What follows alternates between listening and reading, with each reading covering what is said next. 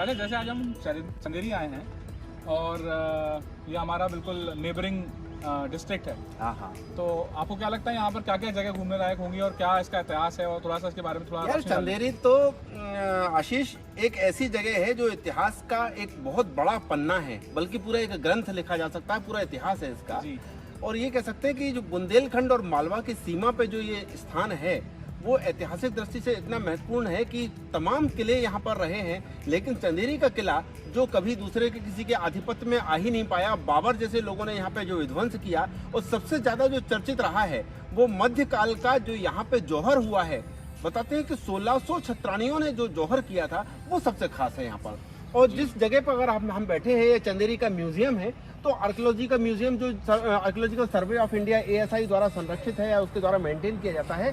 दरअसल उसमें प्रतिमाओं का ऐसा अंबार है कि जैन वीथी का अलग है, शैव वीथी का अलग है, वैष्णव वीथी का अलग है। तो यहाँ पर अलग अलग तरह की बहुत सारी ऐसी प्रतिमाएं हैं जो मिक्स ऑफ कल्चर है, और खास करके आसपास के क्षेत्रों से ही ये सब कलेक्ट की गई हैं। अभी हम देखेंगे यहाँ पर कि बहुत किस तरह के मॉन्यूमेंट्स है, क्या है, आपको यहाँ का इतिहास भी मिलेगा। और दूसरी बात जो आप कहते हैं यहाँ क्या खास है, चंदेरी की साड़ियाँ बहुत खास हैं, क्योंकि यहाँ पर जो हैंडलूम कल्चर है उसकी शुरुआत देखेंगे आप, उसका काम देखेंगे तो मजा आ जाएगा। आज हम हैंडलूम म्यूजियम में भी जाएंगे और वहाँ पर देखेंगे कैसे कारीगर काम करते हैं। बिल्कुल चलेंगे। चलिए आइए आपको लेकर चलते हैं चंदेरी घुमाने। आइए।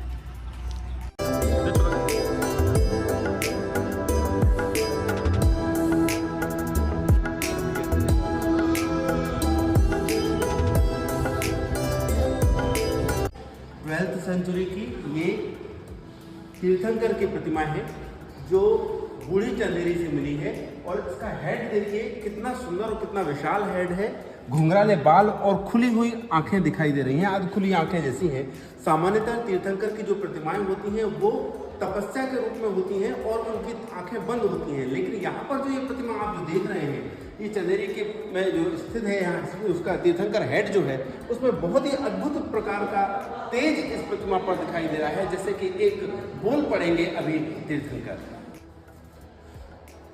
अशोकनगर जिले में थुबोन गांव है, थुबोन गांव से ये 9वीं सेंचुरी के वराह की प्रतिमा मिली हुई थी, क्योंकि अब यहाँ के चंदेरी के म्यूजियम में है।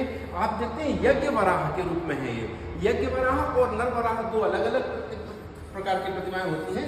यज्ञ वराह में पूरी की पूरी प्रतिमा जो होती है तो पशु के रूप में होती है, लेकिन उसके ऊपर बहुत सारे देवी देवताओं, ऋषि मुनियों और नरों का अंकन होता है। आप देख पा रहे हैं ये बहुत परमार काल में जो मूर्तियां बनती थी उसमें भी इस प्रकार की वराह प्रतिमाएं बहुत थी, और विदिशा जिले में अथाह है, सोनारी में है, मुरादपुर में है, और विदिशा के जिला म्यूजियम में भी इस प्रकार के वराह की बहुत सारी प्रतिमाएं मौजूद हैं।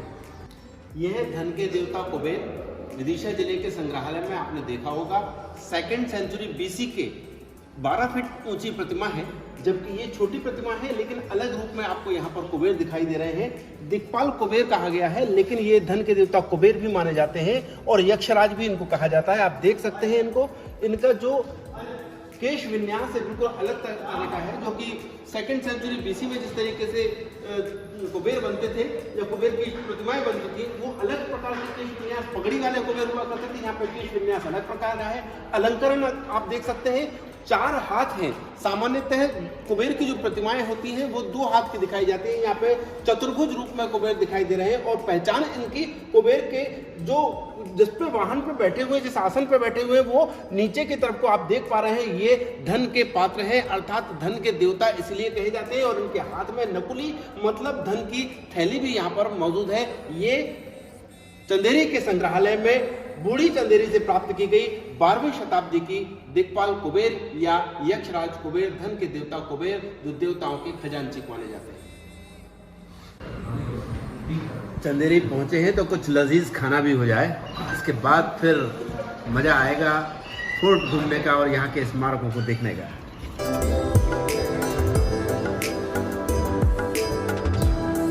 चंदेरी के जो स्मारक हैं उनमें एक बहुत महत्वपूर्ण स्मारक जो आप मेरे पीछे देख रहे हैं, इस कैंपस में हम खड़े हुए हैं, बादल महल के नाम से जाना जाता है, लेकिन महल नहीं है कोई, ये एक आसपास पूरी चहारदीवारी है।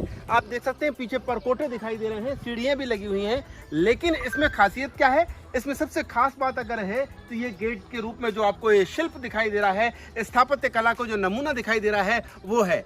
और क्या है कि 1500 शताब्दी में महमूद शाह खिलजी ने इसका निर्माण कराया था। और ये विजय का प्रतीक के रूप में यहाँ पर जिस प्रकार से हम कहते हैं कि विजय का द्वार, विजय द्वार, उसी तरह का यहाँ विजय द्वार है। कोई महल नहीं है लेकिन बादल महल के नाम से जाना जाता है और चंदेरी के मुख्य स्मारकों में से एक है। जब भी यहाँ पर आप आएं तो ये देखना ना भूलें बादल महल का ये विजय द्वार।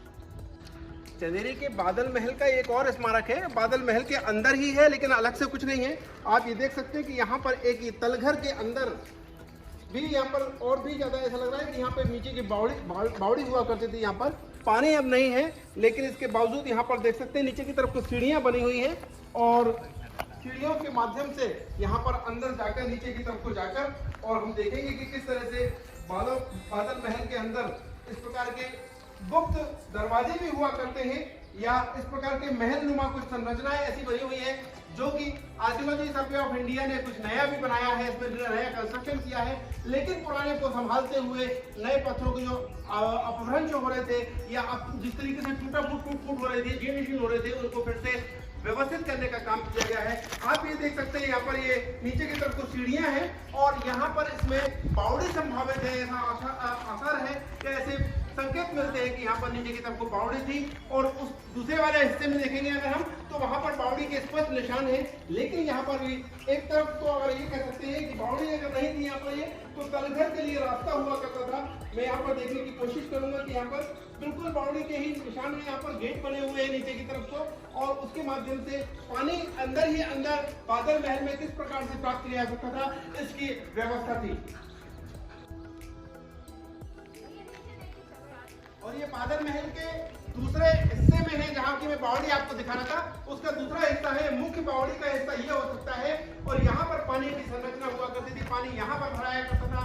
आसपास आप पक्की दीवारें देख रहे हैं, चतुर्भुज यहाँ पर संरचनाएं हैं और इस प्रकार से जो गेट देख रहे हैं इनके माध्यम से स्टेप बाय स्टेप पानी भरने की, पानी जब कम हो जाता था या ज्यादा हो जाता था तो इस प्रकार से पानी भरने की व्यवस्था थी बादल महल की इस बावड़ी में।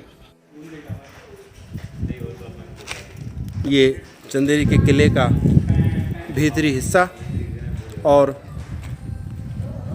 बहुत विस्तृत लेकिन सुरक्षित, काफ़ी व्यवस्थित दृश्य यहाँ पर किले का। और सबसे ऊपर की तरफ को आप दिखाई दे रही हैं यहाँ पर ये बुर्ज और सबसे ऊपरी हिस्से पर ये कंगूरे देख सकते हैं।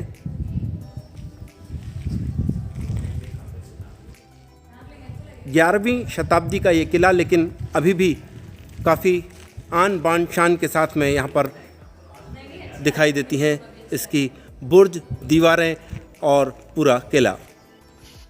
मालवा और बुंदेलखंड की सीमा पर ये चंदेरी का किला पर्यटन, इतिहास और शौर्य की दृष्टि से बहुत महत्वपूर्ण स्मारक और 11वीं शताब्दी से इस किले के अस्तित्व में आने का प्रमाण मिलता है यहाँ पर। और राजा कीर्तिपाल जो राजपूत राजा हुए हैं, कीर्तिपाल ने इसका निर्माण कराया था। इसके बाद कई आक्रमण झेलने के बावजूद ये किला उन चंद किलों में से एक है जो कि आज भी अपनी आन बान शान के लिए दूर तक जाने जाते हैं। जी हाँ, हम बात कर रहे हैं चंदेरी के किले की। और इस चंदेरी के किले में जो अंतिम और सबसे बड़ा युद्ध हुआ वो मेदिनी राय का युद्ध कहलाता है। मेदिनी राय और बाबर की सेनाओं के बीच में जो युद्ध हुआ था 1528 में ये युद्ध हुआ। और 1528 में जो युद्ध हुआ था उस युद्ध में पूरी शौर्य और पूरे अपने तामझाम के साथ में बाबर की सेना जहां सामने थी वहीं मेदिनी राय भी पूरे अपने शौर्य के साथ में आन बान शान के साथ में यहाँ पर मौजूद थे। लेकिन धोखे से जब पहाड़ी को काटकर मुगलों की सेना, बाबर की सेना यहाँ पर पहुंची थी, उसके बाद यहाँ पर भीषण युद्ध हुआ और भीषण युद्ध में राजपूतों की सेना पराजित हुई और इसी युद्ध में वीरगति को प्राप्त हुए थे राजा मेदिनी राय। जैसे ही यह खबर रनिवास में पहुंचती है, किले के अंदर पहुंचती है, तो सब वीरांगनाएं जो छत्राणियां थीं यहाँ पर उनमें एक शोक की लहर तो छा जाती है। लेकिन अपनी अस्मिता की रक्षा के लिए यह एक पहला मौका था और मध्यकाल के इतिहास में सबसे महत्वपूर्ण मौका था, जिसमें कि 1600 छत्राणियों ने एक साथ अपने जीते जी अपने आप को अग्नि में उत्सर्ग कर दिया था, अपने प्राणों का उत्सर्ग किया था। इसलिए मध्यकाल का सबसे बड़ा जौहर चंदेरी का जौहर कहलाता है। ऊपरी हिस्सा और सीढ़ियों के माध्यम से ऊपर जाया जा सकता है। हमारे साथ है आशीष और दिखाते हैं हम कि किस तरह से ये सबसे ऊपरी हिस्सा जो है किले का, ये देखिए।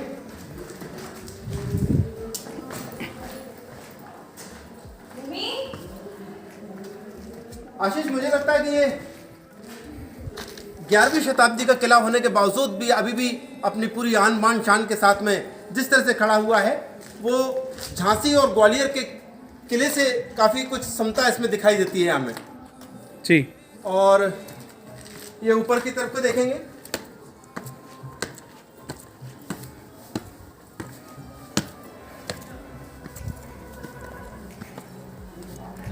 ये किले की सबसे ऊंची बुर्ज जिसको कह सकते हैं, और या फिर ये भी कह सकते हैं कि यहाँ पर बैठ के सैनिक जो है यहाँ नज़र रखा करते थे चारों तरफ, किस तरह से कौन लोग हैं, कौन लोग आ रहे हैं, क्या स्थिति है।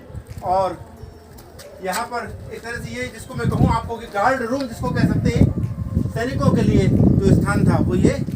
और यहाँ से व्यू शहर का, ये ऊंची ऊंची पहाड़ियाँ और विहंगम दृश्य देख सकते हैं। यहाँ पर पहाड़ियों के बीच में कई ऐसे रास्ते दिख रहे हैं जो कि नहरों की तरह दिखाई दे रहे हैं, लेकिन वास्तव में ये रास्ते हैं उन पहाड़ी की चोटियों पर जिन पर कि कुछ स्थान, कुछ ऐसे प्राचीन स्थान हैं, कुछ पूजा स्थल हैं, आस्था स्थल हैं, लेकिन मूल रूप से जो किले पर से जो चौतरफा प्राकृतिक और शहर का जो नज़ारा दिखता है वो बहुत ही खूबसूरत नज़ारा दिखता है। और ऐसा माना जा सकता है यहाँ पर कि इतिहास, पुरातत्व और सांस्कृतिक धरोहर के बीच में हमारा शहर और प्राकृतिक सुंदरता कितनी अद्भुत है।